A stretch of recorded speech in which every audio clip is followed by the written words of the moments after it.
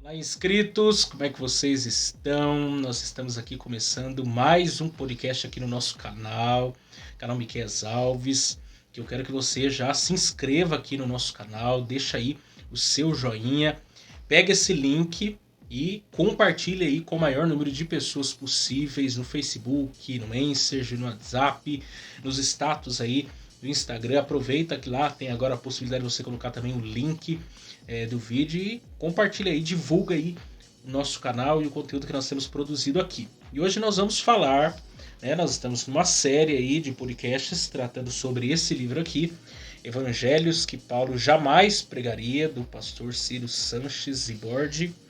E hoje nós vamos falar aí sobre o Evangelho antropocêntrico. O Evangelho antropocêntrico. E aqui ele coloca aqui um subtítulo aqui interessante, né? Você acredita em Papai Noel? Se você, o capítulo 2 do livro, se você quiser adquirir, é interessante os temas que é aqui abordado. Então, nós vamos pensar sobre isso aí, vamos rodar a nossa vinheta.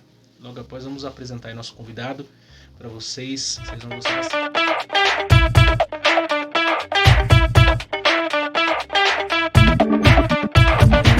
Muito bem, estamos de volta. Então, estamos aqui hoje, nós estamos recebendo aí mais um convidado, toda semana, dentro daquilo que nós temos sempre proposto aqui trabalhar, nós sempre trazemos um convidado especial para conversar sobre esse tema, e hoje eu convidei o nosso irmão Denilson, né, evangelista, congrega lá no Cidade Jardim, né? Cidade Jardim. Cidade Jardim, e ele vai se apresentar aí para vocês primeiro, vocês que não conhecem ele, depois nós vamos bater um papo aí falando sobre o Evangelho antropocêntrico. Bom, eu me chamo Denilson, né, como o Miqueias falou, sou evangelista da Assembleia de Deus. Eu estou na Assembleia de Deus faz 22 anos, sou obreiro faz uns 12 anos, sou formado em teologia, não estudei na mesma faculdade que o Miqueias, né, mas eu me formei no IBAD, fiz o bacharel no IBAD, me graduei na Unicesumar e fiz a pós-graduação na Metodista. Você fez pós-graduação do quê? Fiz pós-graduação em Profetismo e Apocalíptica. Aí eu fiz um artigo científico, né, sobre ressurreição no Antigo Testamento, no zoroastrismo, no judaísmo do Segundo Templo, no Apocalipse de João, no Apocalipse de João. E foi bem legal, foi uma experiência bem legal. E é isso aí, nós estamos aqui hoje para falar sobre Evangelho antropocêntrico, né?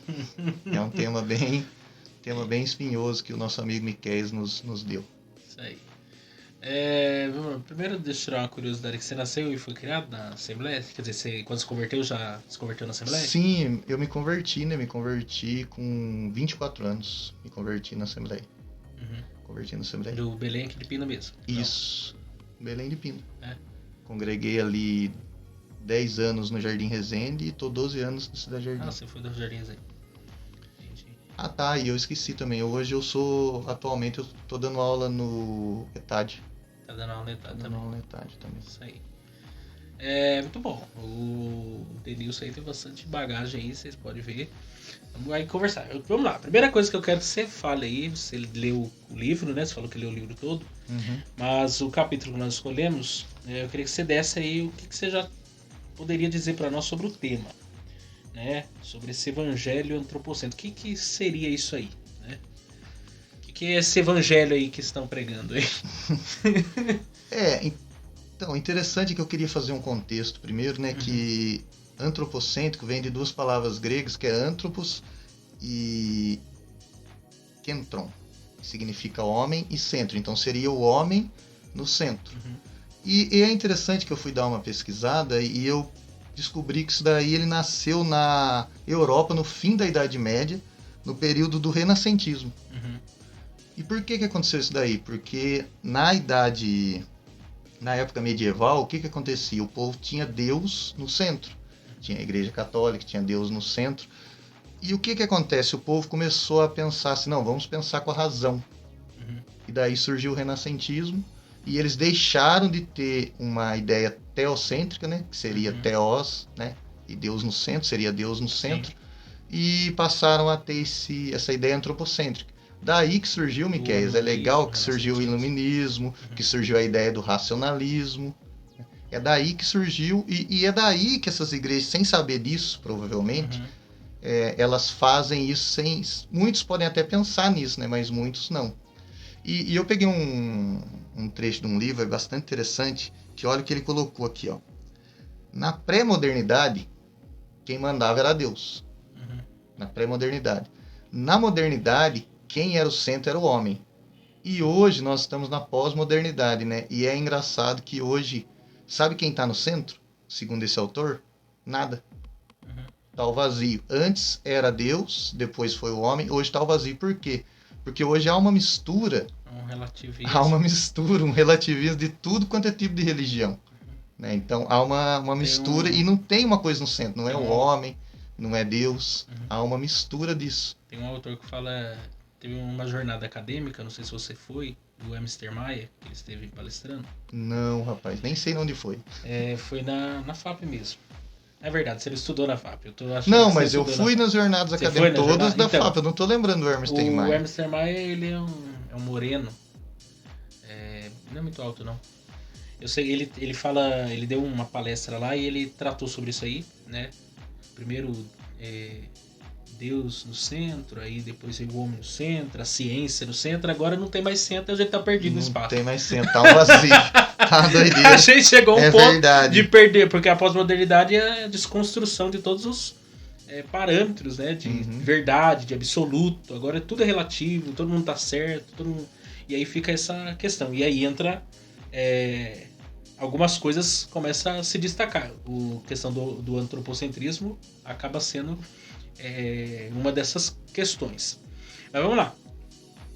O que a gente poderia, né, explicar aí para o povo que está nos acompanhando aí? Como que a gente identifica, né? Já entendemos, é o homem no centro, ok. Mas como que a gente identifica no cotidiano da igreja, na nossa própria maneira de pensar, essa maneira, esse evangelho se tornando uma normatização?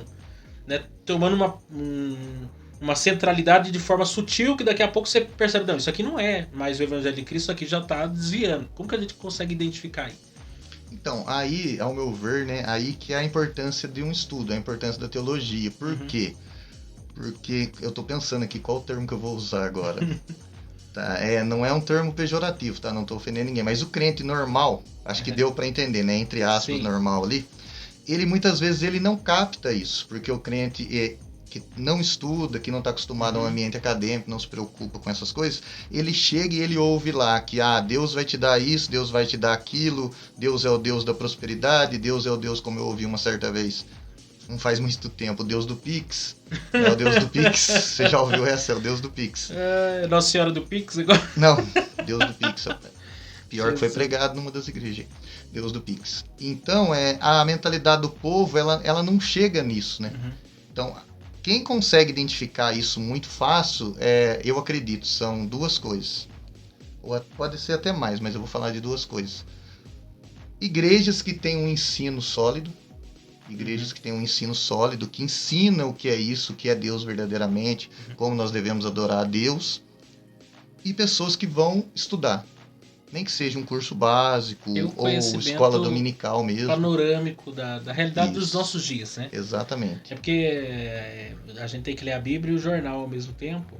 A gente tem que conhecer o contexto que a gente está inserido, para que a gente consiga aplicar a palavra de Deus de maneira correta, assertiva, né?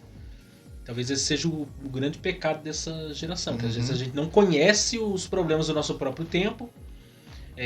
Até a própria ideia de modernidade e pós-modernidade. Tem muita gente que ainda está naquele conflito de fé versus razão, quando a demanda hoje é muito maior do que apenas isso, né? A modernidade, a base era o cientificismo. Hoje já não é nem tanto isso, porque até o cientificismo está sendo colocado em xeque. Sim. Por causa das ideias pós-modernas que estão surgindo com tanta força e com essa mudança tão, né, assim, veloz, de conceitos, de ideias, de valores, de tudo, que até isso coloca-se em xeque, né? E às vezes a pessoa não está conectada ao que está acontecendo, não sabe. Tem um livro do Sandro Pereira, né, que fez até publicação numa das jornadas também lá.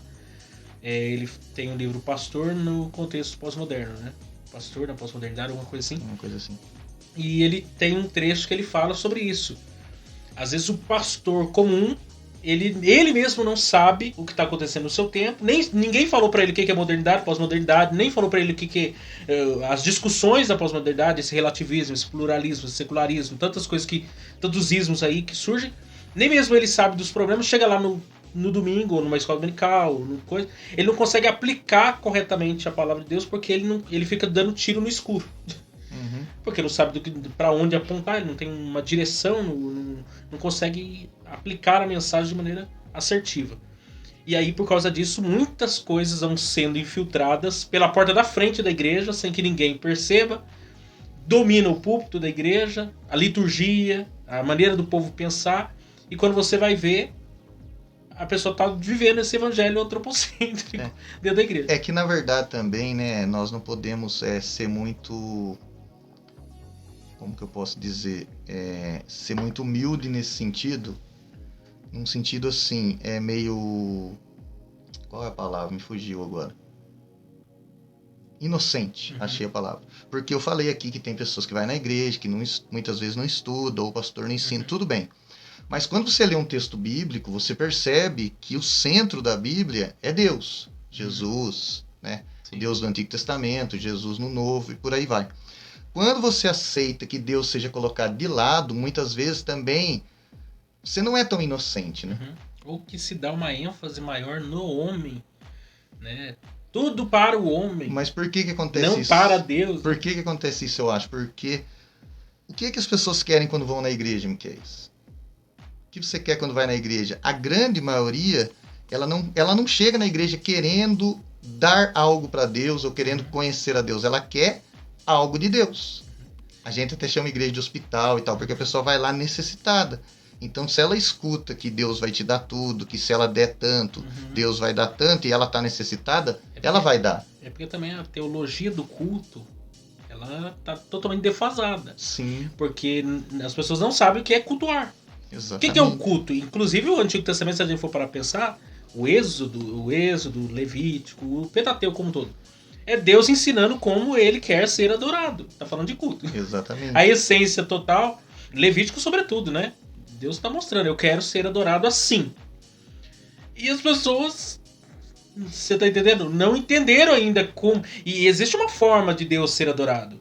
Eu acho interessante que toda a história, né, da Escritura, você olha para Abraão, né?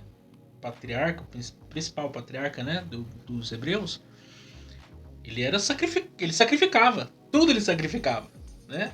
E tudo ele levantava altar, tudo ele oferecia sacrifício. Isso já era uma prática de culto, de vida, de adoração, de sacrifício, de entender. E é doação, é entrega, né? Você não está indo lá para exigir algo, mas você está indo lá para oferecer algo. E aí, por causa de uma teologia do culto estar não bem, talvez, fundamentada ou clara na mente das pessoas, as pessoas vão na igreja esperando receber ao invés de devolver, entregar a Deus alguma coisa. É que eu acredito assim também que é mais uma necessidade, né? Porque o cristianismo, eu não canso de dizer, o cristianismo não é fácil você ser cristão. Se você for servir a Cristo de verdade como a Bíblia ensina, você vai sofrer, você vai passar dificuldade, você vai passar luta. E muitas vezes a pessoa vai na igreja e ela não quer isso. Quem quer isso? Quem quer sofrer? Quem quer luta? Mas aí você vai ler um texto bíblico. Jesus fala lá, no mundo tereis aflições, mas tem de bom ânimo, eu venci o mundo. Quer dizer, as pessoas lembram do quê? Eu venci o mundo. Tem de bom ânimo, mas a parte das aflições, o povo esquece. Por quê? Porque ninguém quer um Deus que pede, o povo quer um Deus que dá.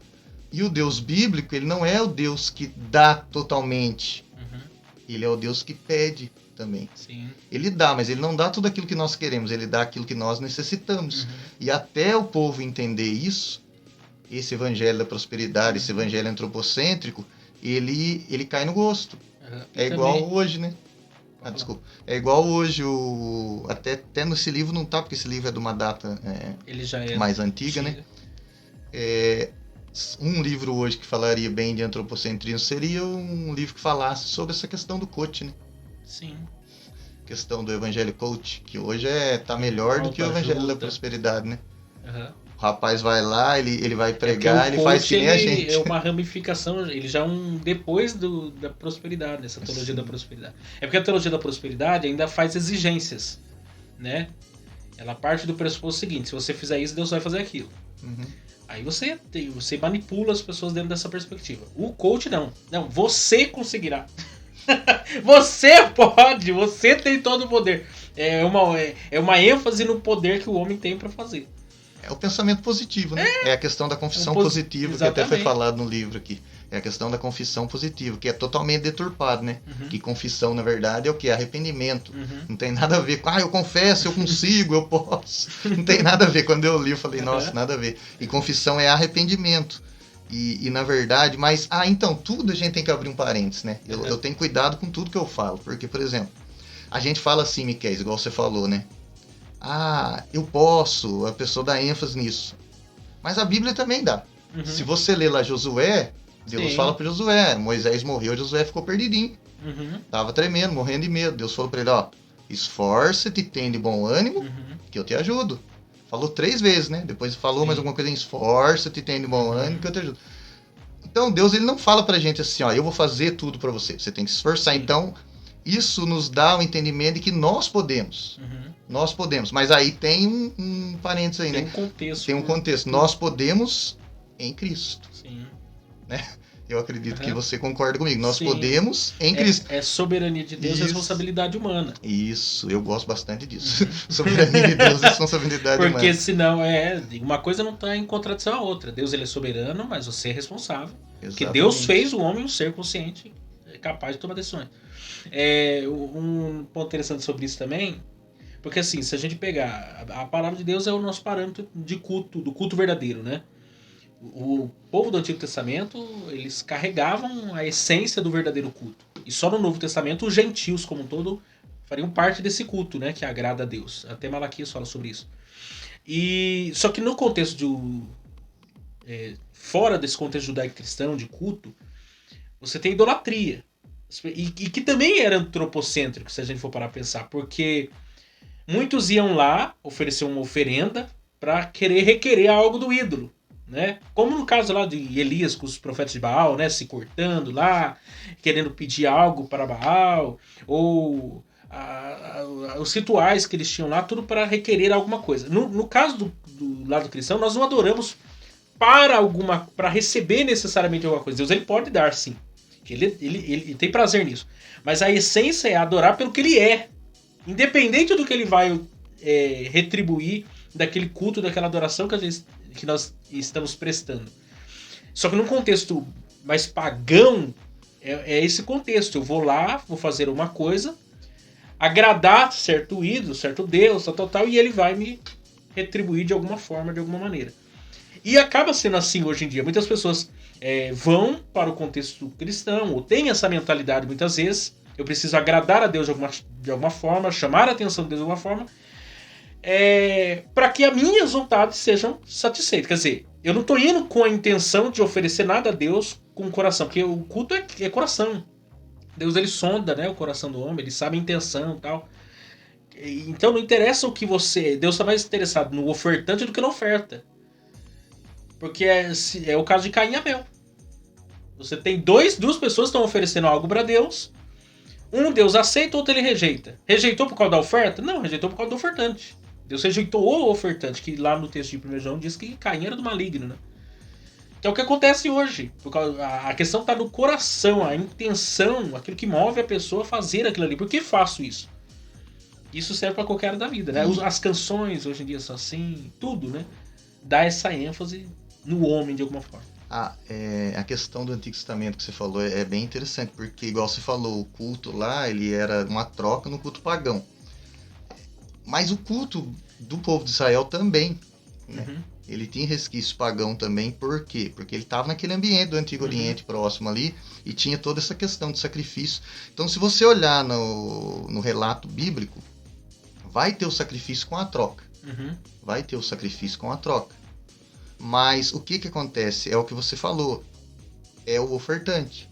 Uhum. Só que o Antigo Testamento, ele também tem uma dificuldade no seguinte. O Antigo Testamento, ele foi significado no Novo. Então a questão é, você lê o Antigo Testamento, o Novo Testamento ele depende do Antigo, ele não existe sem o Antigo, só que ele não é o Antigo. Ele é uma ressignificação do Antigo. Então o que acontece? Antigamente você fazia sacrifício para agradar a Deus, né? E Deus te dava algo. Se Deus não te desse, tinha alguma coisa errada. No Novo Testamento foi ao contrário. Você não precisou fazer nada para agradar a Deus e ele te deu o sacrifício maior. Exatamente. Então ele inverte, o Novo Testamento inverte. E o que o povo esquece... E o Antigo Testamento aponta para a verdadeira forma de cultuar a Deus, né? Satisfazer Deus. Cristo foi esse sacrifício. E o que acontece é o seguinte, que o povo esquece é isso, a bênção maior. Deus, ele já deu o máximo que ele podia pra gente. Ele já deu o máximo que ele podia. Qual é o máximo de Deus? Cristo, que é Deus e por aí vai. Mas olha só, ele deu o máximo. E o povo fica querendo migalha. Você não concorda comigo? Eu fico doido com essas coisas, porque olha só, eu quero um carro. Pra Deus, migalha. Eu quero saúde. Para Deus, migalha, porque ele te dá tudo. O Apocalipse diz que não vai haver choro, não vai haver mais nada. Então, quer dizer, ele já nos deu o máximo. Eu acredito que essas igrejas, quando elas buscam o que é daqui, elas erram feio. Porque apesar da gente precisar do que é daqui, o que é daqui não é o mais importante. Sim. E é o que você falou, o culto é um pecado, um pregador, um ensinador, ele ensinar esse erro para a igreja. Porque ele está ensinando algo totalmente deformado. Algo totalmente deformado. Né? Aqui é citado de algumas religiões aí que o povo mandava, o povo, você viu, e eu pesquisei um pouco mais, mandava urinar, urina santa, aí você marca o lugar, que nem um cachorrinho, marca território, e dizer que isso daí é de Deus. Sim. Mas o povo, Miqueias, aí é que me dói o coração. Tem pessoas Até hoje o povo faz. Sim. Até hoje o povo faz. É questão de você... Tem pessoas que... Elas fazem o quê? Vai num culto tudo escuro, aquele negócio tudo bonitinho, aí toca aquela musiquinha, aí já faz aquela performance para você. Quando entra o pregador da prosperidade, tudo que ele fala, o seu cérebro já está pronto para aceitar. Isso daí é engano, é hipnose. E palavras que vão dar alento, né? Nada que vai confrontar você em seu pecado, em sua realidade. Pelo contrário. Que jeito. Pelo contrário. É uma massagem muito terapêutica na alma. É a mesma história de Elias, né? Que é o texto mais mal interpretado do mundo, é Elias e os profetas de Baal, né? Que eu acho. É o texto mais mal interpretado. Porque o que acontece? O povo esquece da parte que ele fala assim, ó, vocês têm que saber quem que vocês vão servir. Até quando vocês vão cochear em dois pensamentos? Vocês vão servir a Deus ou a Baal? Aí você pega um pregador da teologia da prosperidade e ele vai usar o texto de 1 Reis 17, se eu não estou enganado. Eu posso ler aqui? 1 Reis 17? Deixa eu ver se se do eu... cochereis ou é 17 então, 19. Não, é o 17. Isso daí eu tenho certeza.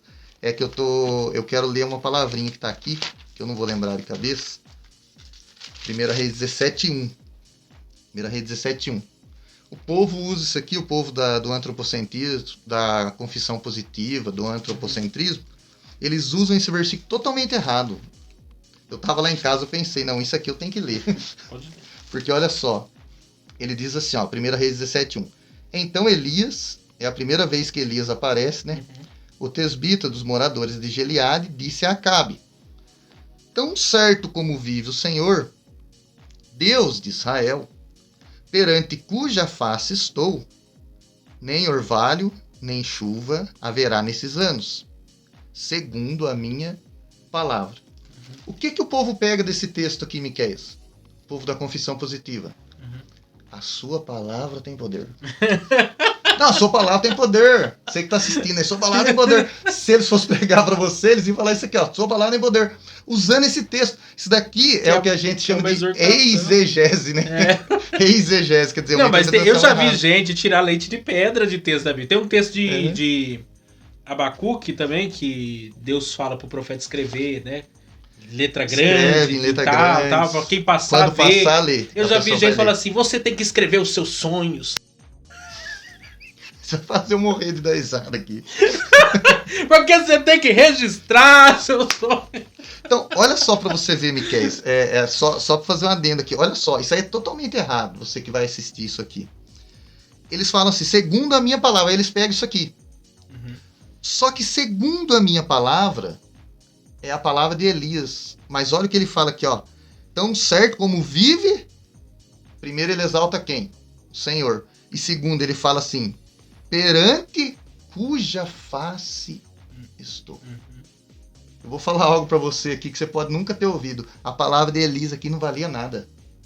O que vale nesse texto aqui é o Deus que ele está servindo perante a face que ele está. Acabou o negócio. Esse negócio, perante a minha palavra, isso daí desculpa, mas é nojento. Porque isso daqui não tem nada a ver com o texto. Perante a minha palavra. Daí você leu 2, olha aqui, ó. Veio-lhe a palavra do Senhor. Quer dizer, daí Deus já vem automaticamente e já dá uma ordem para ele. Quer dizer, ele falou perante a face do Deus de Israel. Então, quem estava fazendo era o Deus de Israel. E quando você vai para Tiago 5,17, diz que ele orou instantemente para que não chovesse. Exatamente. Quer dizer, oração e palavra conjugada. Perfeito esse texto que você lembrou, dizer, perfeito. Porque o que dá a entender de Elias é que ele estava vendo o cenário de Israel, né?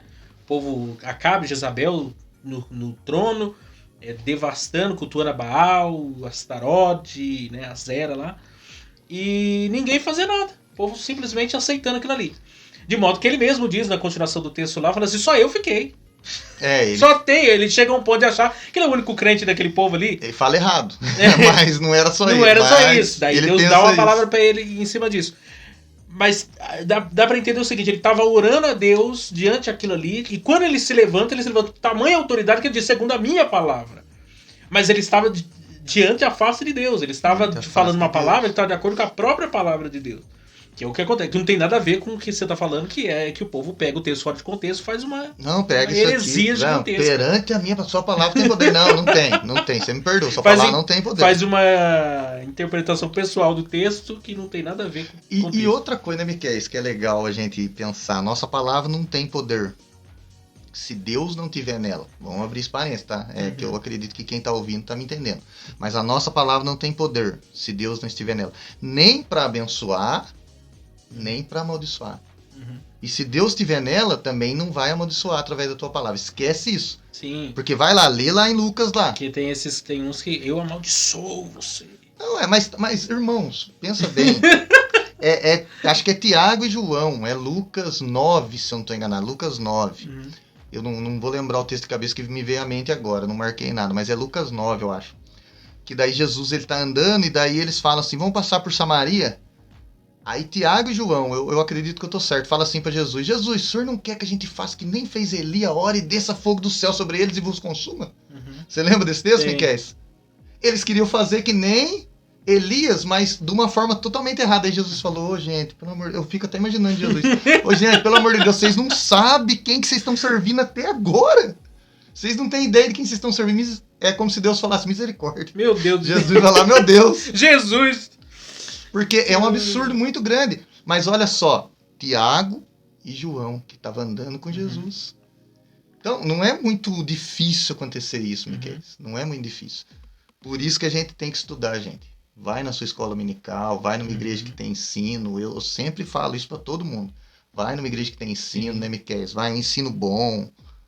Procura pegar de tudo. Na internet. Quando eu tô dando aula lá, eu indico o livro pro povo. Porque senão não vai. Sim, porque tem coisas... Por isso que a gente propôs, inclusive, eu propus os temas desse livro. Na verdade, o livro eu já falei aqui pro pessoal que tá acompanhando. Ele é de 2006, esse livro. Então ele tá bem desatualizado. Mas ele, em tese, se você ler, tem muita coisa que ainda tá em voga. Não, é muito bom. A ideia é muito atual. Porque, de fato, isso aqui está acontecendo cada vez mais, inclusive. Cada vez mais. A ideia é perfeita. Dá pra fazer uma reedição, Ciro. Faz uma reedição. Faz uma reedição aí, faz uns adendos aí, umas... ele fala de uns grupos aqui que já a gente nem vê já muito, tá, né? Ultrapassado. Mas a ideia é a mesma, porque perpassa, né? Infelizmente. Porque essa questão do antropocentrismo, e a gente vê, por exemplo, as músicas, sobretudo nesses últimos dias, né? Você vê uma ênfase descarada, né? No homem,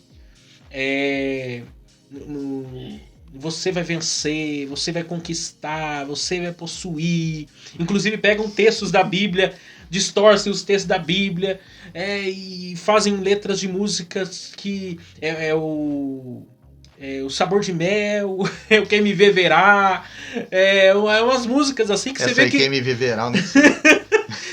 É umas músicas que você vê nitidamente que Deus não... Que tipo, não é pra glorificar Deus, é pra glorificar o homem. O homem tem que ser vencedor.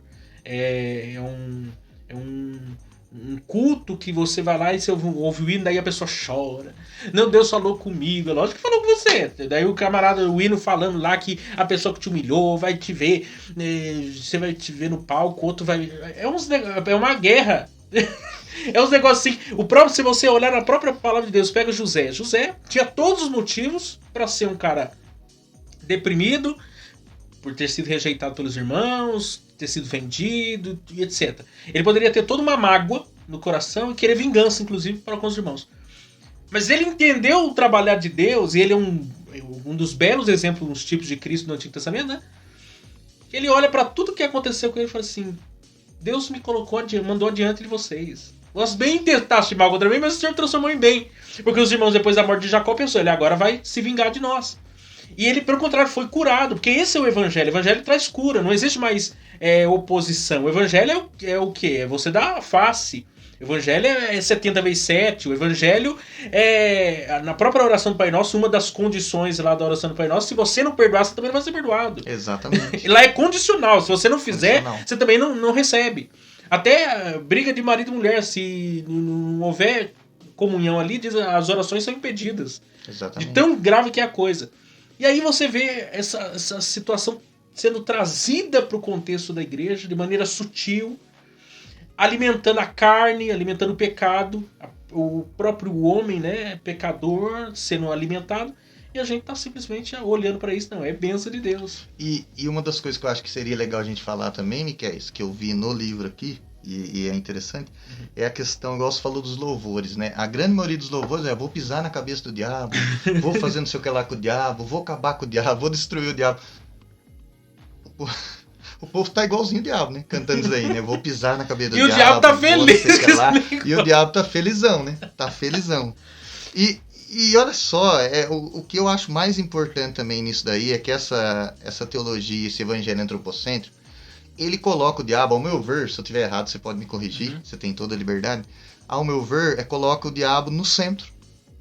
Ele acha que ele está se colocando no centro, mas na verdade ele está colocando o diabo no centro. Por quê? Porque ele coloca o diabo com tanto poder, porque olha só, eu não posso ficar doente. Não é isso que eles falam? Eu não posso ficar doente. Eu não posso ser pobre. Não. Eu não posso ter uma mulher feia. Não pode. Não pode, de jeito nenhum. Você não pode ser rejeitado por ninguém. Você não pode ser rejeitado por ninguém. Uma coisa muito legal que está nesse livro aqui é a questão do nome, Maria das Dores. Você tem o nome Maria das Dores, ó. Você tem um nome ruim, você tem que fazer uma oração, descarrego lá, uma ali, confissão positiva ali e acabar com essa maldição hereditária do nome. Trocar de nome. Então, olha só o tamanho do poder que o diabo tem nesses evangelhos. Aí eles ensinam que até hoje, né, Miquel? Eu acho que você sabe disso. Até hoje tem crente que acredita que Jesus foi pro inferno mesmo. Sim. Não é? O povo acredita. Jesus morreu aí, né? Entre sexta e sábado ali, quando ele fala que foi para o paraíso, para eles é um inferno. E tem gente que acha que a morte de Cristo foi para dar um pagamento pro diabo. Exatamente. Que não tem nada a ver! Em nome de Jesus. Mas o povo não fala que Jesus sofreu quando ele desceu. Olha só, irmão, tem gente aí que até lê livro desse homem. Diz que Jesus foi pro inferno e o diabo apanhou dos demônios lá, sofreu para depois sair. E tem igreja que fala isso ainda hoje, isso aí é atual. Sim. Eu só não vou falar o nome da igreja, que senão o Miquel bate em mim. Não, mas não vou falar. Mas é atual, tem igreja que ainda ensina isso daí. Então, o que o evangelho antropocêntrico faz? Ele tira Deus, e na minha visão, e é legal que isso daí veio agora, hein? Veio agora na minha cabeça. Revelamento agora. Agora. Veio agora. Coloca o diabo no centro. Sim. Porque, olha só. Na verdade, só, eles colocam o diabo... Eles superestimam o diabo para superestimar o homem. Exatamente. Entendeu? E não entendem que, até na própria perspectiva divina... Por exemplo, eu falei até... Domingo eu fui pregar na igreja lá, no Taubaté, lá em Tremembé, e eu falei sobre isso. Você pega o texto de Apocalipse 12, houve batalha no céu. Com a mulher, o dragão. Deus levantou do trono? Não, nem tchum. Miguel foi lá com seus anjos e expulsou Satanás e seus anjos do céu. Você tá entendendo? Aí Jesus ainda lá na frente fala pros discípulos, né? Que eles voltaram felizinhos porque colocaram a mão nos enfermos e foram curados, expulsaram os demônios, ficaram felizes. Eu vi assim, vocês Satanás não sabem de cair como nada, raio. meu filho. Eu tava lá assistindo de camarote, Miguel dando um pau no Satanás dos anjos. Sim, foram todos expulsos do céu. Eu vi Satanás cair como um raio do céu. Fiquei como um raio. Vocês estão felizes. Fica feliz que o nome de vocês está escrito no livro da vida. E você lembrou uma coisa legal, porque você citou Apocalipse, e é legal, porque o povo dá muita ênfase pro diabo, e lá em Apocalipse, Jesus ele é o guerreiro, né, em Apocalipse. Sim. Jesus ele é o guerreiro, ele é aquele que vai vir e vencer. E o que ele faz? Ele diz que ele derrota o diabo com o sopro da sua boca. Aí tem uma passagem que ele fala assim, ó, eu até brinco lá, quando eu tô dando aula, eu falo pro povo lá. É como se Jesus fizesse assim, ó. Ah, o negócio é o seguinte, o diabo tá aí, mas tá me tormentando. Ô Miguel, vai lá. Dá um couro nele lá. Jesus nem se levantou da cadeira, igual eu tô aqui, pra dar conta do diabo. Então, olha só, gente, o diabo não tem nada a ver. E quando a gente vê a própria hierarquia, você tem Miguel, Gabriel, serafins, os querubins. Ele era querubim ungido. Aí você entende a soberba de Satanás. Porque ele queria um trono acima do trono de Deus. Ele não era nem top 1, nem era número 1 entre os seres celestiais. E ele queria estar acima do trono de Deus. É por isso que ele é despojado, ele tem que cair por terra. E tem gente que cai nisso, cai nessa cilada de Satanás, porque esse é o propósito dele. Ele quer ser reconhecido de alguma maneira, ele quer ser adorado de alguma maneira. E na boca desses que não entende a palavra de Deus, não entende a centralidade que é Cristo, dão mais ênfase do diabo que a própria obra de Cristo. Quem que fica feliz na história? É o próprio diabo. E eu acredito sim que essa aqui é legal, hein? Acho que você vai gostar dessa. O primeiro evangelho antropocêntrico pregado, que evangelho é boa nova, né? Só que no caso aí foi uma má nova, tá? Eu tô usando evangelho aqui num sentido pejorativo. Foi o que Satanás falou para Adão e Eva. Sim. Porque o que ele falou para Adão e Eva? Ó, não, eles falam, não, mas Deus falou que se comer, a gente, não, vocês não vão morrer nada. Imagina. Vocês vão ficar poderosos, que não sei o quê. Aí os dois bobão, boca aberta, igual o povo faz hoje. Entrega a sua casa na fogueira tal lá, que você vai... meu Deus, irmão, pelo amor de Deus, não faz isso, meu Deus do céu. Faz isso. É a mesma coisa, Adão e Eva caiu na lábia do diabo. Se você fizer isso hoje, você está caindo na lábia do diabo. Só que o diabo é um pastor que está pregando lá. Sim. É um missionário, é um não sei o que lá, apóstolo, pai apóstolo, pai apóstolo. É duque, nossa Deus, tem tanta coisa. Tanto título. Mestre da divindade. Tem mestre da divindade. Doutor em divindade. Então, o que o diabo quis fazer ali? A primeira mensagem antropocêntrica foi essa do diabo. Porque é do erro, é do engano. O maior juízo de Deus, inclusive, é esse. Seja feita a sua vontade. É quando Deus diz pro homem, você quer fazer, faça o que você quiser. É colocar o homem no centro. Esse é o maior juízo de Deus. É o texto de Romanos capítulo 1. Deus entregou os homens às suas paixões. Isso é o maior pecado. É quando o homem decide fazer as coisas pela sua própria vontade, pelo seu próprio querer e coloca Deus em segundo plano. E é totalmente errado, porque todo mundo sabe isso aí, gente. Todo mundo que vai na igreja sabe isso aqui que eu vou falar. Jesus, quando ele estava no Getsemane lá, o que ele falou para o pai, né? Jesus foi um dos únicos que teve a coragem e começou a demonstrar para o povo, que no Antigo Testamento não tinha isso. Chamar Deus de pai, nessa questão de intimidade, né? Jesus foi o que começou com isso. Ele foi o mais corajoso. Tem alguns relances no Antigo Testamento, mas bem pouco. Jesus é aquele que muda. Deus, ele deixa de ser o Senhor e ele passa a ser o pai, né? Sim. Então, o que acontece? Jesus chega no Getsemane, ele está com o rei. Como é que ele fala? Pai, se puderes, se quiseres, passa de mim esse cálice. Mas se não, Jesus não fala seja feita a minha vontade. Aí nos mostra o seguinte, irmãos, Miqueias. Jesus queria passar pela cruz, queria sofrer? Não queria. O lado humano dele não queria de jeito nenhum. Mas por que ele sofreu? Porque ele foi um humano obediente a Deus. Eu até me emociono falar isso. Ele foi um humano obediente a Deus. Que ele falou, ó, se o Senhor quiser, passa de mim esse cara. Mas se não... Nem Jesus foi antropocêntrico. Mas de longe. Eu vim para fazer a vontade do meu pai. Lógico. Eu vim para cumprir o propósito. Eu vim para libertar os caras. Ele tinha certeza do que ele estava fazendo ali, que era glorificar o pai. né? Que era fazer a vontade do Pai, que era fazer o querer do Pai, seguir a vontade Exatamente. do Pai. Só que às vezes as pessoas, e a própria essência, né? Ele começa o capítulo falando em Romanos 11:36, né? Dele, por ele, para ele, são todas as coisas. Quer dizer, a causa é ele, o meio é ele, o fim é ele, tudo é ele. Tudo é por ele, para ele, não tem nada assim. E isso é tão sério porque até as pessoas às vezes não entendem o porquê glorificar a Deus. É como se Deus, eu glorifico a Deus porque Deus deve ser um megalomaníaco, carente, é um ditador, então ele precisa ser agradado, eu vou dar glória a Deus para ele porque ele precisa de glória para ser Deus. Não! Gente, nós não glorificamos a Deus porque Deus ele tá carente lá, Deus tá com a autoestima baixa, daí eu tenho que dar uma glória para ele lá. Não. Né? Não tem nada a ver com isso. Ele é o único digno de glória. Essa é a questão. Diante de toda a criação de Deus, mundo material, mundo espiritual, todas as coisas no universo, até coisa que não foi descoberta ainda. Aí você olha pra tudo isso aí e você vê que isso daí nem é o fim, isso daí é só algo que Deus criou. Deus é infinitamente maior do que isso. Como que você não presta louvor e glória a ele?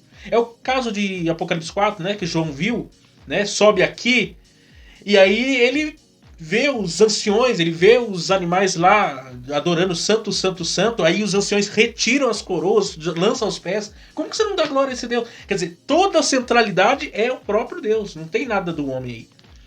E é engraçado que você está citando Apocalipse. Eu Sim. gosto, rapaz. Você está citando que eu gosto. E o engraçado é que... eu sou Apocalipse, eu só conheço alguns textos. Eu só me arrisco alguns textos, na verdade. E o engraçado é que nesses 2 capítulos aí, né? Apocalipse 4 e 5, que é chamado de o culto a Deus no céu, que é um culto, né? Isso daí é chamado pelos estudiosos. Estudiosos sério, né? Vamos lá. Mas é um culto a Deus no céu. Sim.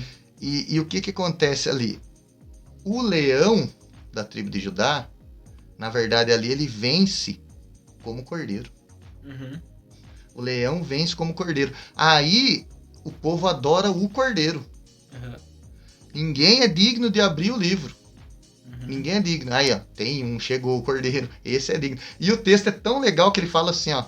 O cordeiro arrancou o livro da mão de Deus. Tá lá em Apocalipse 5, pode ler. O cordeiro arrancou o livro da mão de Deus e abriu os 7 selos. Quer dizer, o que nos mostra ali? Ele é o leão da tribo de Judá, mas ele venceu como cordeiro. Deus não quer que a gente tente, nem imagine se exaltar. Não. E o evangelho o antropocentrismo, o evangelho antropocêntrico, ele quer que o homem se exalte. É só o homem. Não, e outra coisa, E Jesus mostra o contrário. Aquele que se gloria-se no Senhor, né? E é Deus quem honra. Sim. Por exemplo, quem glorificou a Jesus não foi Jesus, foi o Pai. Ele que deu ao Filho um nome que é sobre todo nome. Foi ele que honrou, que glorificou o Filho de maneira total. A mesma coisa é o cristão, é o crente. Porque a Deus a glória, mas Deus é um Deus de honra. Se você honra a Deus, Deus ele vai te honrar também. Isso é um princípio. Só que não é para sua glória, porque quando ele está te honrando, ele está altamente se glorificando em você.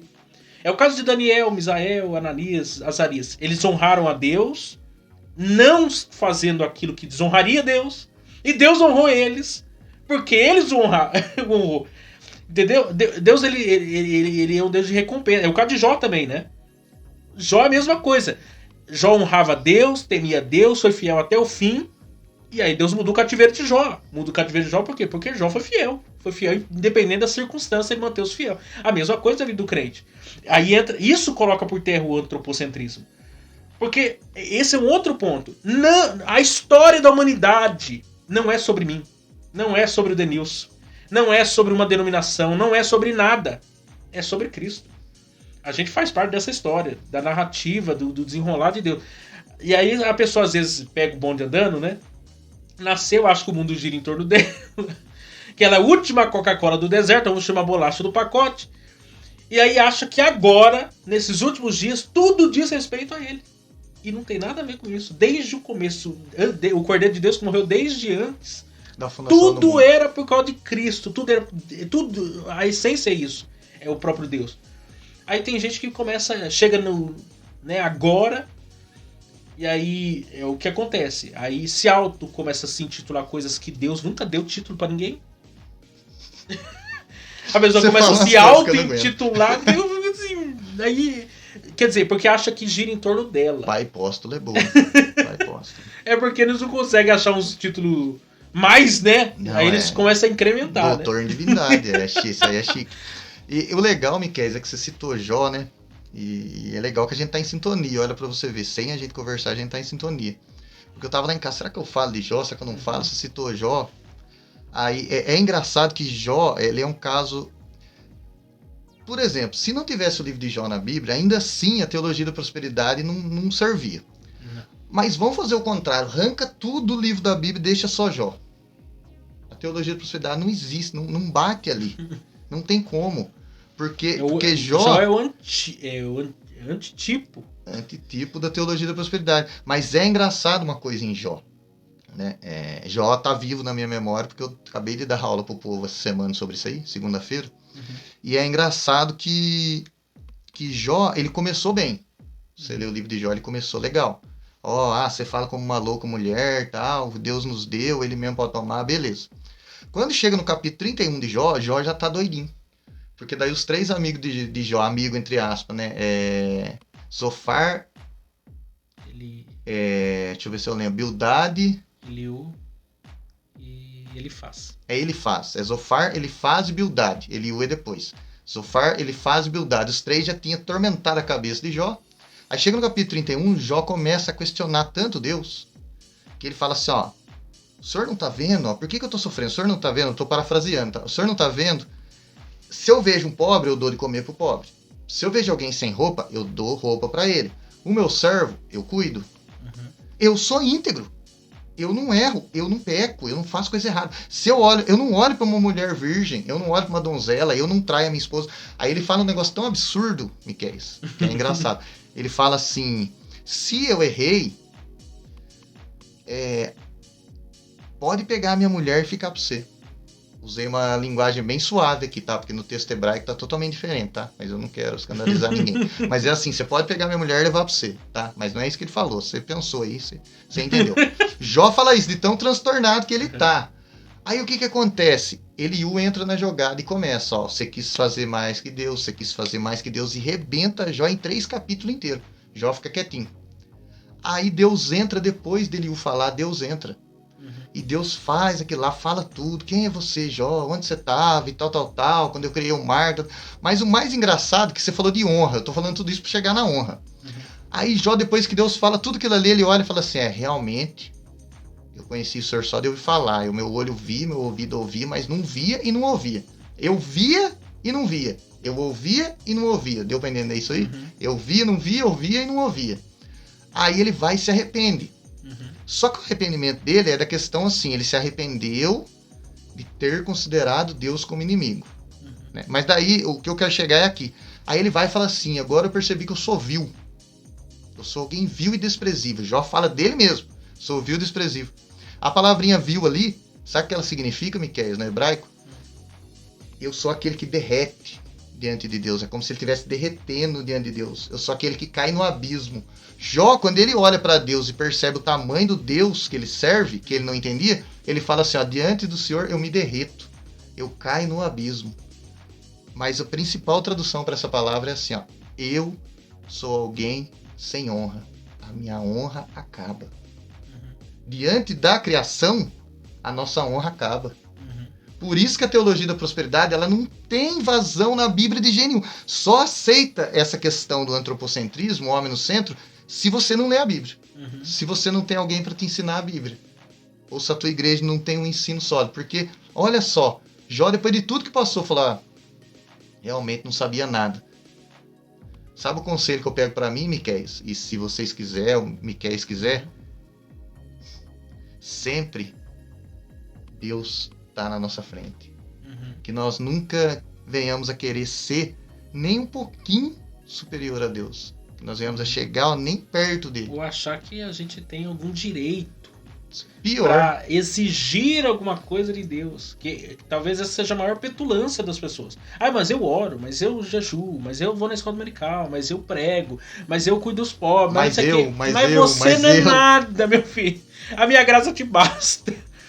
Entendeu? A misericórdia do Senhor é a causa de você não ser consumido. Verdade. Você tá entendendo?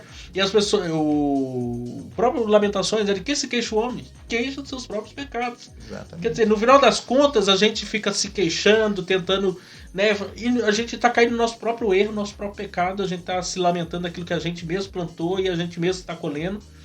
E aí o fato de nós estarmos vivos, misericórdia e graça de Deus. Não tem nem dúvida disso. Misericórdia e graça de Deus. E infelizmente as pessoas caem nessa teologia, nesses pensamentos, nessas divagações aí e perdemos o foco. Mas vamos concluir aqui. Amém. Quero que a gente fale aqui, só pra gente encerrar, sobre a questão dos pregadores. Eu sei que tem bastante pregador aí que com certeza deve estar acompanhando nós aí. Dá uma dica aí pros pregadores não cair nisso. Não cair no antropocentrismo. Porque, infelizmente, por causa dessa pregação coach, né? 3 pontos, 7 chaves para você destravar a sua vida, 10 passos para você não sei chegar aonde. Porque são pregações que mostram a essência. São coisas fáceis de conquistar, coisas fáceis, né? Caminhos fáceis para conquistar uma vida fácil que no final das contas às vezes não tem fundamento nenhum na palavra. Dá aí uma orientação para os pregadores não caírem nesse antropocentrismo. Até mesmo porque se a pregação não terminar em Cristo, ela já não foi. Já não serviu de nada. Você pode ter pegado a Bíblia e não ter pregado o Evangelho em si. Então dá uma orientação aí para os pregadores não caírem nesse antropocentrismo em suas pregações. Então, a gente já falou bastante coisa aqui, mas eu acho que uma das melhores coisas que eu posso dizer saiba o que pesquisar, saiba onde pesquisar, saiba quem perguntar. Por exemplo, ande com pessoas que você vê que coloca a Bíblia no centro, coloca a palavra de Deus como regra de fé e prática. E o mais importante, leia a Bíblia com a ótica que ela tem que ser lida. E qual é a ótica da Bíblia? A ótica da Bíblia é que Deus, ele é o centro. Deus, ele é o centro. Só que a Bíblia, ela tem uma outra leitura, que é a leitura que eu gosto de fazer da Bíblia, que eu acho que aí você não cai nessa. Olhe para a Bíblia como o livro que Deus deu para os pobres. Entenda essa palavra pobre que eu estou falando aqui, né? Pobre, para mim, eu estou usando no sentido assim, pobre financeiramente, pobre de saúde, pobre de intelecto, pobre questão familiar, tá com dificuldade na família, pobre psicologicamente, que passa por depressão, angústia. Deus, ele deu a Bíblia para os pobres. Esse tipo de pobre. E esse pobre, ele não é necessariamente só o pobre financeiro. Pode ser o pobre rico. A quantidade de pessoas ricas aí que caem nesse negócio aí de coach, de pobre hoje que tá pensando, eu vou conseguir ficar rico se eu começar a investir e tal. Irmão, você vai conseguir ganhar um dinheirinho a mais, mas não fique com essa visão de coloque a Bíblia no centro. Aí você entrou numa igreja, a primeira coisa que a pessoa pregar ali, o que ela mais falar dentro da igreja for oferta, irmão, e dízimo, desconfia. Se você entrar numa igreja e a primeira coisa que você falar é oferta e dízimo, desconfia. E pior, você entrou numa igreja, a palavra tem 15 minutos e 1h45 de louvor, tá errado isso aí, tá? Essa matemática não tá Essa batendo. matemática não vira, tá? Me perdoa, tá ok? Me perdoa, mas a palavra, ela tem que ter a primazia, né? O primeiro lugar. E observar, ser o crente bereano, né? Observar as escrituras. Será que esse cara tá falando tem fundamento? Assim diz o Senhor ou assim diz o pregador? Porque Deus tem compromisso com a sua palavra, não com a palavra de homens. Aí se os homens não estiverem falando a própria palavra de Deus... E tem uma coisa, Miquel, o único na Bíblia que profetizou e não falou assim diz o Senhor, mas falou assim, foi dito isso aos antigos, mas eu, porém, vos digo. Você já sabe quem que é, né? É o único que tem autoridade para falar assim, ele não usou assim diz o Senhor. Ele falou, eu digo assim, foi Jesus. A única palavra que tem poder é a de Jesus. Porque ele pegou lá o Antigo Testamento que era dito lá, assim diz o Senhor, Yahvé, como é que você quiser chamar, Jeová, Yahvé, não sei. Você chama lá, porque o nome de Deus não tem pronúncia certa mesmo. Mas, olha só, o único que chegou lá e falou, foi dito aos antigos, mas eu, porém, vos digo. Jesus, nesse texto aí de Mateus 5, ele está fazendo assim, ó, a autoridade de Deus no Antigo Testamento, da palavra de Deus, eu tenho. Ele está ratificando isso, exatamente. Aquilo que ele mesmo disse aos antigos. Ele mesmo disse. Então, não caia nesse negócio, a tua palavra tem poder, o que você der para Deus tem poder. E outra coisa, um adendo só aqui, o Antigo Testamento, ele tem que ser lido também com a mente o seguinte, o Antigo Testamento, dentro dele estava lá, tinha a teologia da retribuição, no Antigo Testamento todinho, tá? Isso daí todo mundo, o povo de Israel todinho, era teologia da retribuição. O último livro do Antigo Testamento, lá Malaquias, ó, o povo lá é xingado por Malaquias, Malaquias exorta eles, porque eles não levam uma oferta decente. Aí Malaquias fala, vocês estão roubando a Deus. Então é questão de troca, ali no Antigo Testamento tem essa troca. Quando chega no Novo, não tem mais essa troca. Não tem mais essa troca, não precisa mais dessa troca. Né, João fala, eis o Cordeiro de Deus que tira o pecado do mundo. O Cordeiro de Deus já está ali, já não tem mais essa troca. Então você tem que estar no culto, igual o Miqueias falou, para louvar a Deus. Até o livro aqui do Ciro tem uma perguntinha assim, né? Para quem é o culto? Eu fiquei pensando nisso daí, Miqueias, quando eu olhei essa parte do capítulo. Para quem é o culto? E eu quero deixar isso daí para você. Para quem é seu culto? Quem você está adorando? Qual é o Deus que você está adorando? É o espelho que você olha? Ou é o Deus que está aqui na Bíblia? Eu acho que isso é uma meditação boa pra gente. Sim, porque até uma avaliação para nossa própria vida. A gente se colocar na balança e pensar assim, o que eu tô valorizando mais na minha vida? Porque às vezes as pessoas, é o que Provérbios diz, né? O coração do homem faz plano, o homem faz planos, e Deus não impede que o homem faça planos, mas a última palavra vem de Deus. Exatamente. Quer dizer, soberania de Deus, responsabilidade humana. O ser humano vai fazer planos. Deus vai pesar na balança isso daí. Peraí, isso aí tá de acordo com a minha vontade? Isso daí é bom, realmente? É justo? É honesto? Isso daí vai glorificar o meu nome? Deus está pesando as nossas decisões, porque Deus não vai impedir de nós tomarmos decisões. Inclusive, eu acho que a tese é exatamente essa, é você fazer planos e apresentá-los a Deus, para Deus, está de acordo aqui com a tua vontade isso aqui? Qual que é a tua palavra final sobre isso aqui? Porque a minha vida te pertence, meu ministério te pertence, a igreja. E às vezes o grande problema, o próprio antropocentrismo que entra no pragmatismo, né? Porque você fica engessado nessa cultura de fazer aquilo que funciona. Então, numa igreja tal adotou esse método, aí todo mundo tá gostando desse método, daí eu me sujeito àquilo ali porque é o que tá funcionando. Exatamente. Mas aí entra isso. Peraí, isso aqui glorifica a Deus? Isso aqui exalta a Deus? Vamos avaliar? Porque às vezes a gente tá importando coisas para o culto que Deus está reprovando. Que não é propósito de Deus. Pelo contrário, eu tenho que olhar para o que tá acontecendo. O que... Tá, isso daí pode ser até interessante, mas tá, o que Deus pensa a respeito disso? Isso daí tem muito no Antigo Testamento, né? No livro de Amós, Deus fala assim, eu não gosto das suas festas solenes, eu não gosto disso que vocês estão fazendo, eu não gosto dos louvores que vocês louvam, tá tudo errado, as ofertas que vocês estão dando tá errado, porque vocês não estão entregando para mim. Vocês não estão entregando para mim. Então, é essa que tem que ser a pergunta, né? O erro do evangelho antropocêntrico é a questão do seguinte, é deixar Deus de lado. E eu vou retomar isso aqui e colocar o diabo no lugar de Deus. Para mim, eu acho que para mim, pensar nessa questão do antropocentrismo hoje aqui com o Miqueias é válido nesse sentido. É que aquele que tem o evangelho antropocêntrico, ele não se coloca no lugar de Deus. Ele coloca o inimigo, ele coloca o diabo. Porque, olha só, eu lembrei dessa passagem também. Quando Jesus encontrou com o diabo, o que o diabo falou para ele? Pode pular daqui, que está escrito com seus anjos, tal. Faz com que essa pedra aqui se transforme em pão. Né? Que você está com fome, você ficou lá 40 dias de jejum. Tem texto que diz que ele não bebeu nem água. Beleza. Só que tem um que é legal. O diabo pega Jesus, né, como se fosse um negócio bonitinho, se leva Jesus como se fosse voando. O texto dá-nos a entender isso. Leva no pináculo do templo, fala assim, tá vendo tudo isso aqui, Jesus? Eu vou te dar. Você quer mais evangelho antropocêntrico do que isso aqui, Miqueias? Você tá vendo todos os reinos do mundo?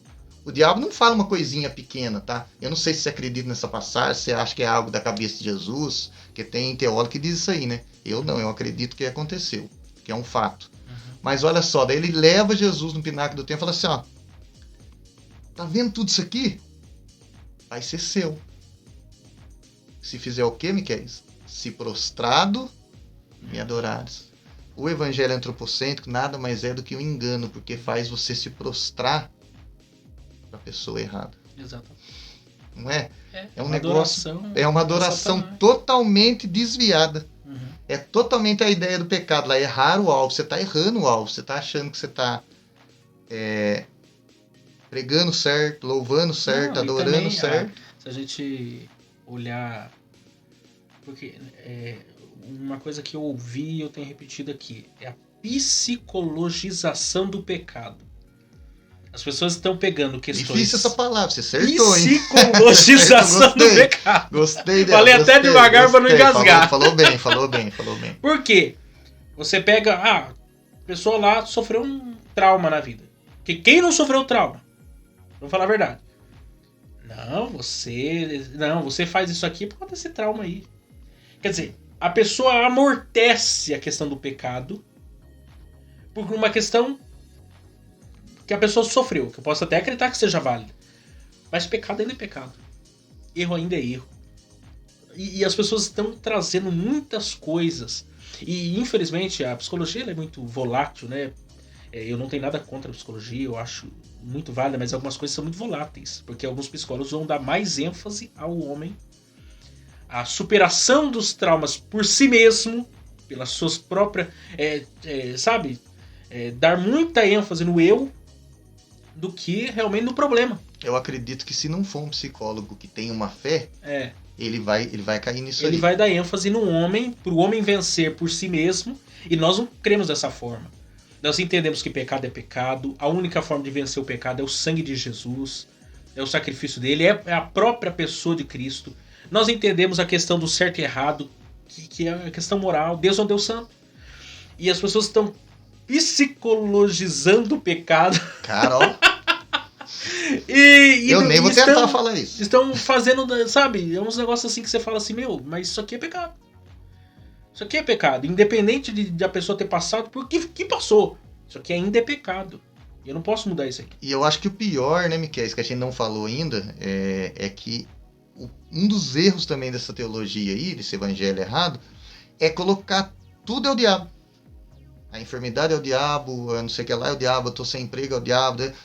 Ô, gente, se eu coloco... Vamos lá, vamos fazer um raciocínio simples aqui. Se eu coloco a culpa sempre no diabo, eu nunca vou ser culpado. Se eu nunca sou culpado, o que eu vou orar para Deus? Falar, Senhor, ó, vai lá, bate lá no diabo lá. Joga ele lá pro chão. É o que essa teologia prega. É a satanização do pecado. É o quê? O que você falou aí? A satanização do pecado.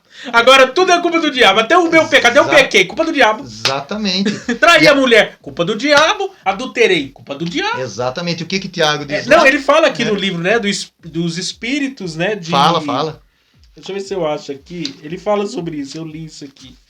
Da pessoa... É diabo pra tudo, né? Espírito de diabo pra tudo. Deixa eu ver onde que eu vi isso. É aqui, ó. Quer ver? Deixa eu ver se eu acho aqui. Eu acho que é no primeira parte, não é tremendo aí. Que eu marquei, que acho que não é tremendo. Que ele fala aí que tudo é o diabo. Depois ele fala assim, pra quem é oculto. Tá nesses dois aí. Tá nessa parte aí. Não achei, não.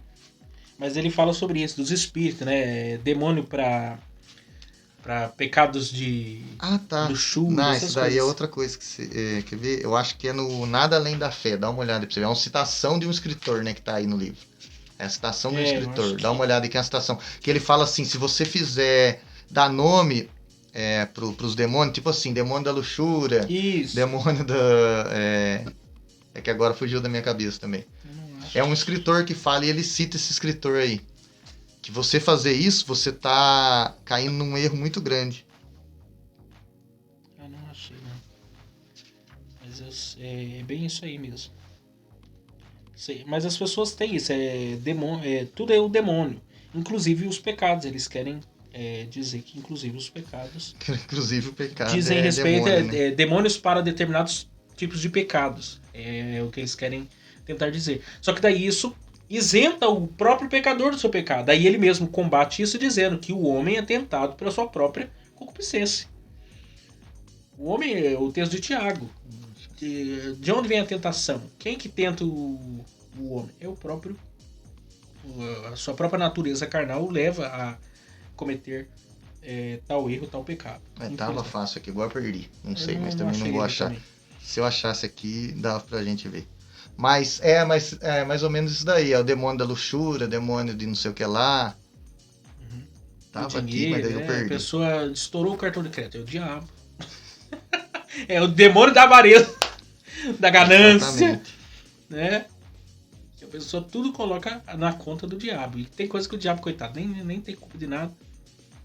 E a pessoa quer culpar o diabo. Mas, Denilson, acho que ficou válido, né? Tudo que nós falamos aqui, eu acredito que vai ser relevante aí para nós pensar, refletirmos sobre isso daí, né? Avaliarmos, né? Se nós não estamos se deixando levar por essa teologia errada, por esse evangelho que como diria Paulo aos Gálatas, né? A gente tem que ser anátema. Né? É verdade. Porque é um evangelho maldito que infelizmente está tomando conta, né, das igrejas, está tomando conta dos púlpitos, por falta de centralização da exposição da palavra de Deus. Aqui, ó, achei pra você. Lê aí pra gente. É esse aqui, né? Esse comentário aqui, ó. Deixa eu ver. Inventar demônios. Ah, sim. É isso aí, né? Inventar demônios da luxúria, demônio das drogas, ou demônio da ira. É, na melhor das hipóteses, um exemplo de ênfases mal colocadas e, na pior, uma ilustração de como a desculpa "o diabo levou-me a fazê-lo" tornou-se a teologia prevalecente de uma subcultura cristã que busca desesperadamente bodes expiatórios. Exatamente. Quer dizer, ele quer alguém para redimir a si mesmo. Não, o culpado foi o outro. E em vez da pessoa reconhecer os seus próprios... E isso daí é uma das piores coisas desse evangelho, é você jogar a culpa pro outro. Sim. Porque a partir do momento que a gente entende que nós erramos, nós pecamos, nós somos falhos, há um motivo para você buscar a Deus e pedir perdão. Porque se você não se considerar errado, você não vai pedir perdão. Apesar da Bíblia falar assim, né? Se o teu irmão tem algo contra você, não é nem você. Se o teu irmão tem algo contra você, você não precisa nem ser culpado. Antes de você levar a sua oferta, você vai até seu irmão, se reconcilia com ele, e depois... Nossa, se o povo fizesse isso, mas se Deus... Nossa, Deus do céu, vou lá pra você. Já pensou? Então... Olha só, daí você leva a sua oferta... Não, ainda tem gente que ela foi o causador. Se Deus fala comigo, Deus já falou. Se Deus fala comigo, eu vou lá pedir perdão. Mas não, ele já falou. Você tem que perdoar. Tá aqui, ó. A Bíblia, se você vier na tua casa, abre lá que ele tá falando a palavra dele. Amém. Mas, Denilson, Deus abençoe você. Vamos marcar outras oportunidades de você estar aí, participando com a gente. Vocês aí compartilhem esse conteúdo aí com o maior número de pessoas aí possível. E se inscrevam aqui no nosso canal. Muita gente assiste aqui os nossos conteúdos, mas não é inscrito ainda. Se inscreva aqui no nosso canal. Quando você faz isso, você ajuda a gente a crescer. E deixa aí também o seu joinha. Isso também ajuda aqui no nosso canal. E tá encerrado então. E semana que vem estaremos aí com mais um podcast aqui. Continuando ainda a série Evangelhos que Paulo jamais pregaria. Se eu não me engano, semana que vem nós vamos falar aí. Vai estar aqui nosso irmão Lúcio, que já esteve aqui em outras vezes, se tudo der certo. E vamos falar sobre o evangelho teleológico-cêntrico. Nossa, eu acho que é céu. Isso. Tô cheio de palavras difíceis, é isso mesmo. O evangelho agora que eu quero falar do... Agora não vai. Teleológico-cêntrico, acertei. Que é a questão de calvinista ou arminianista, ou arminiano, rapaz, né? Esse tema é bom demais, rapaz. Não podia chamar você não, porque você é do outro time. Você tá de brincadeira comigo, rapaz. Por que você não chamou eu? Você vai ter que assistir agora na semana que vem. Vou ter que assistir, pra gente entender. Mas não vai ser um debate, não. A gente vai só apresentar as perspectivas para quem ainda não conhece nada sobre o assunto e já ouviu falar de alguma coisa. Bem a gente legal. Vai fazer uma apresentação do negócio, porque essas duas correntes são as mais prevalecentes, né? E vai, até Jesus voltar, vai existir essas duas linhas e ponto final. Isso daí não tem... No céu vai ter calvinista, vai ter arminiano, vai ter salvo em Cristo, não tem, Com certeza. tem essa. Mas tá encerrado, até a semana que vem aí com mais um podcast aí no nosso canal.